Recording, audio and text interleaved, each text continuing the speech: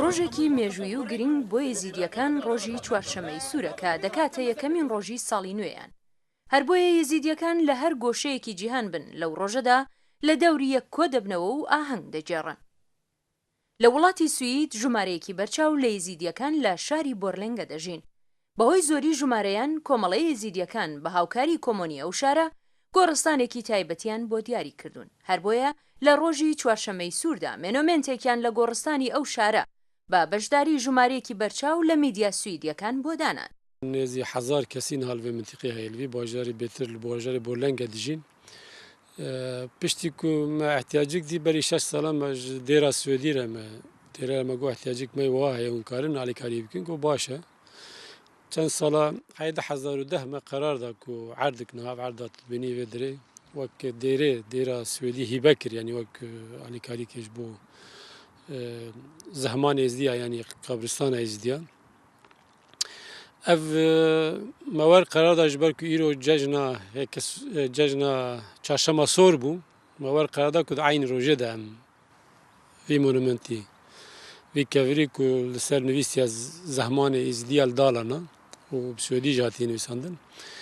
yanî me îro danî saet du pir dêra Swêdî jî pir kêfxweş bû em jî gelek kêfxweş bûn niha ji ber ihtiyacî ku ha çêbû.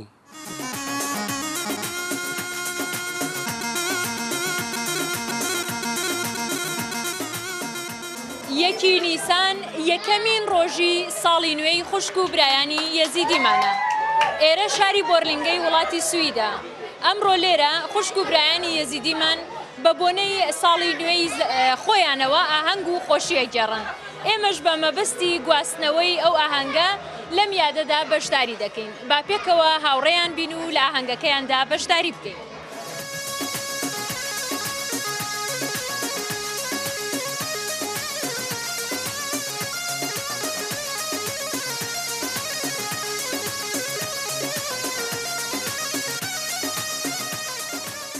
لەو یادەدا کە لەلایەن کۆمەڵەی یەزیدیەکانی شاری بۆرلێنگەوە بەڕێوەچوو سەرۆکی کۆمەڵەی یەزیدیەکان سەرەتا بە خێراتنی بەشدارانی کرد. پاشان بە زمانی سویدی پەیامی یەزیدیەکان پێشکەشکرا. وێڕای ژمارەیەکی بەرچاو لە یەزیدیەکان سەرۆکی شارەوانی ئەو شارە و نوێنەرانی هەندێک لە پارتە سویدیەکانیش بەشدار بوون.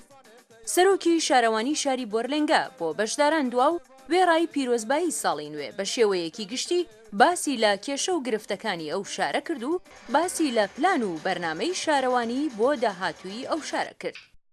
ئێکی نیسانەیە چارشەمبە ئاسۆرە چارشەمبە ئاسۆر ناو هەموو ئێزیەتە پیرۆزکردن ملەتی هەفتی دوو فرمانایە و ملەتی ئێزیل هەموو دەڤەرە ئەvê ڕۆژێ پیرۆزکەش ڕۆژێکە گرنگە ڕۆژەکە ڕێز و حرمەتی خۆت ناو ملەتی ئێزیدا هەیە. Di bîr û baweriyê êzidiya de erdê xuda hemû av bû. Wextê erd meyî li lalişa nûranî erd wek hêkê ye hemû zanin. Vece ji ber wê yekê evê rojê jî hêka kes ku sor dikin ew sor û zer hemû reng û reng.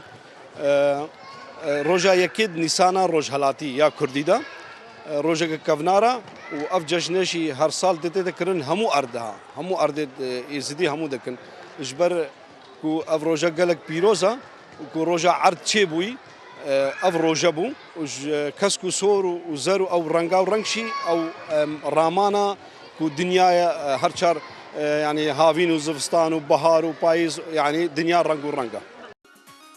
لەو ئاهەنگەدا بەشداران بە جلوبەرگی جوان و ڕازاوی کوردیەوە خۆشحاڵی خۆیان دەردەبڕی و پیرۆزبایی ئەم ڕۆژەیان لە یەکتری دەکرد و بە بەشداری هونەرمەندی کورد سەبا حاجۆ دیلانیان دەجێڕا.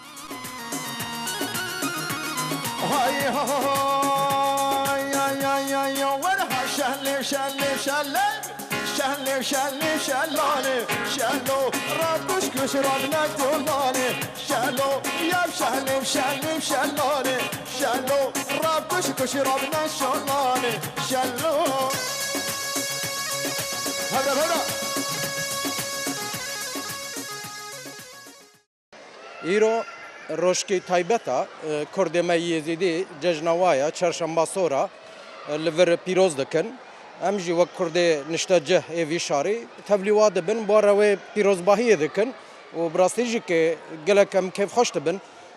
دماغو کردمه یزیدی کلتراوا چنداوا دیروکاوا همو کردیدی تدا هیا اجاب ایرو هشتن گو بهنا کردستان جورواره به کلیچه خوا به هیک خوا شکر و رقص و دیلان خوا مجی خواست نوادا جه بگرن و کیف خوشیا و بوار بحر بکن و جام خوشی هنگ پشگیریا خوا بدنا خویا کرن رامانا في جشن أوا إزدي الباوريا ما إزديادا الفي چهارشنبه دا أو بو دنيا وكان بيجن ماي عرض آف بو دنيا خوليك دا رامانا يتجبر عندهم هيكات كلينين رنگت كان ياد دويجش برچ دبيجن چهارشنبه صور أو بو دبيجن جارا بيشن خون كت جسر إنسان دا الباوريا ما إزديادا جارا بيشن دوی چهارشنبه دا او بو بشر چه بو کونه دنیا دوی روزه ده هتا کارینا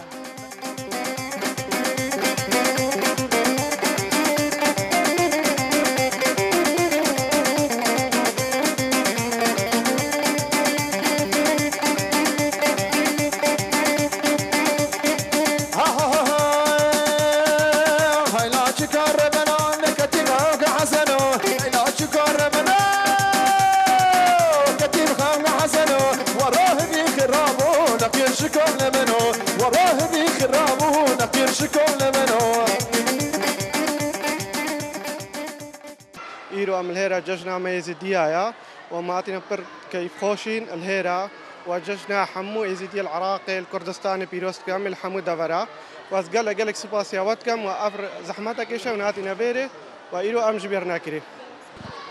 إيرو جشنا ما أو أمزي في داره قشت كم بنا دام جشنا بود بيروست بكن وهر سال وقي في روشه تنا الأوجه وقي جهجي و هفرة دلانت كنا خوشي كيف خوشيت كنا وجشنا بود بيروست كنا ومهيجا صورت كنا و زاروك تقرنا مالو ومدفتا جشنا فالي خوشتا بيروست كما نابم عزيزة جشنا حمو يزيد جاني بيروست كما نابم زيدايا أش جشنا حمو يزيديا وكردا بيروز بن بەشدارانیەوە هەنگە بە دەرفەتیان زانی وێڕای پیرۆزبایی ساڵی نوێ داوا لە خوشک و برایانی دیکەیان لە عێراق بکەن کە بچنە سەر سندوقەکانی دەنگدان و بە دەنگی خۆیان بەشداری لە هەڵبژاردننی نوێنەرانی پەرلەمانی عێراقدا بکەن. بەێ داخوازیان من بێژی ئەوە هەر کەسێک بشتە سندوقە دەنگدارێ لێت عێراقێ و ئەم هەموو ژیمەکاری خۆکردیان ئینشاڵام دەچینە سندوقە دەنگدارێ و داخوازیان من ئەوە کەس نەمینێتن و هەرێک و بچێت بەردا و عێراقش بی ظڵم و زاریش دەرکەبتن داخوازیامە ئەوە نەهرێزیە هەر ملەتێک هەبێت هەر کوردێک هەبێت هەر عالەمەکە بێت بشتە دەنگی سندوقی دەنگدانێ و دەنگ بدەن پارتی دیموکراتی کوردستان چەنگ و ئەم بن ئازادیا وان داینە و هەموو کەس زانێت ئەف خۆشیار کوردستانی ئیرۆکە و ئازادیار کوردستانێ هەموو کە بخێرا پارتی دیموکراتی کوردستان و داخوازامش خودێ مەزنەوە شتاب سیمەلێکەوە هەر کەسێکی بقارتن بچتن دەنگێت خۆ بدات و گەلێک شوی مەمنون سعیدا سەرۆک بەرزانیشی پیرۆزی دکەم و یا کوردستانی هەموو کە پیرۆزی دکەم و مەمنونی شوە سوپاسیاوە دکەین. از پێشی سەرکەوتنێ بۆ هەموو کەسی خوازم خۆ ڕەشە حکریش انتخاباتە ڕا يعني داخوازي من لسه هوبايماني كردستان بسر كفت إجبرت هوبايماني كردستان عمل متقامنا از خوازم كأو بسر كفتن إجبرنا كان بشي بسر كفتنا بدنك دانا يا في ملاتي بسر كفتيا وقت تجشت مرحلة كي خلقي خوش بيرنا كات تشتكي دستي وهات إيش منطقة خرة بكات ووك هبيبت ئێزیدیەکان ژمارەیەک لەو کوردانن کە لە بەشەکانی کوردستانی عێراق، تورکیا، سووریا و بەشی کوردنشینی ئەرمەنستان و گورجستان دەژین و ژمارەیەکیشیان پەڕێوەی وڵاتانی ئەوروپایی و وڵاتانی دیکە بوون کە نزیکەی 6,000 لەوان لە وڵاتی سوید گیرساونەتەوە.